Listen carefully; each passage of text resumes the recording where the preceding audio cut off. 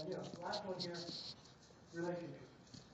I think the first thing is you need to get to know yourself. Anybody, I'm sure you probably all have done the Myers-Briggs or the DISC or social styles, any of those kind of instruments. There's some value in that because it helps you figure out, how you like to interact with the world. And once you figure out how you interact with the world, you can start to say, how am I similar or different from these people? I deal with a lot of engineers. Engineers tend to be fairly structured.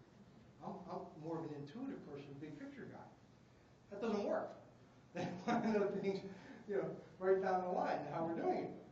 And so I've learned that if I want to be influential with my engineering clients, I need to be able to, speak their language, be a little more structured in how I approach things as opposed to big picture.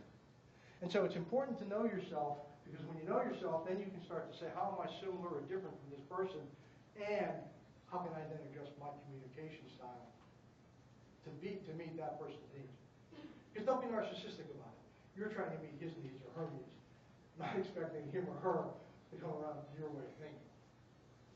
Pay it forward, we've already talked about that. I'm a big believer in this. I think that the more you can do for other people without expecting anything, the better off you are. I wrote a chapter in a book called 42 Rules for Creating We. So it was all about how to create closeness in organizations.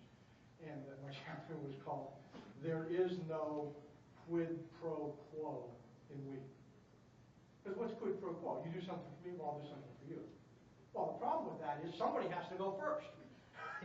It's okay to pay somebody back if they've done something nice for you, but at the same token, somebody has to go first. So don't always wait. Do something for somebody without being asked. It's like I was talking about with the networking. When you meet somebody, say, hey, how can I do something? What can I do to help this person as opposed to thinking, what can this person do to help me? And the last one, resolve conflict positively. Because conflict can kill relationships. And the other thing about it is, anybody who's been married or ever had like a boyfriend or girlfriend knows that eventually there's going to be conflict, right? And so in the best relationships. And so what you need to do is try to resolve it positively. And here's another one of my little common sense things. It's look for places where, when you're in conflict with somebody, look for places where you agree as opposed to where you disagree. Now let me give you an example that's happening like right now. Anybody here a hockey fan? New Jersey Devils hockey? Anybody? No. We got one hockey fan. All right. But if you know anything, right now they're in danger of losing the whole season. It's a labor management dispute. And what was it? 5 years ago they did lose the season. Whatever. But the point was, what was so ironic about it, both sides kept saying, we just want to do what's best for the game. Well, trust me, if you really wanted to do what's best for the game, you'd figure out a way to divide up the money and you'd play.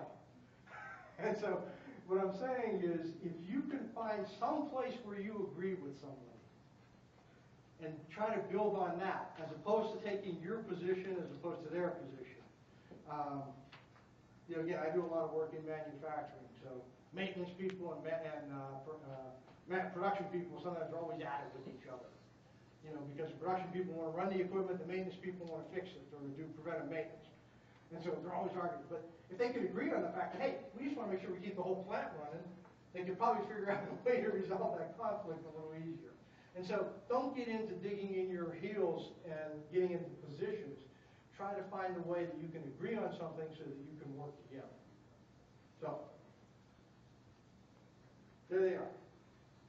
Clarity of purpose and direction, commitment to personal responsibility, unshakable self-confidence, performance, positive personal impact, dynamic communication, strong relationships.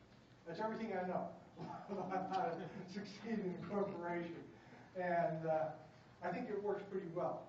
I know it's late, we could have got started a little later, but we did want to build a little workshop into this.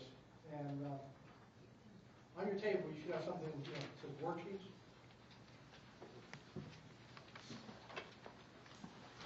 And so at the top, you see those 7. And then what I want you to do is pick one of them. which one do you think can have the most impact for you? And then go through and answer the questions. Why did you choose the one you chose? And work on your own this for a few minutes. And then, what do you do that enhances your career success when you're thinking about this particular key? And you're going to keep doing it. What do you do that sort of hampers it and say, man, I really cut that out? And then, what's something that you're not doing, but if you did it, would probably really help? So,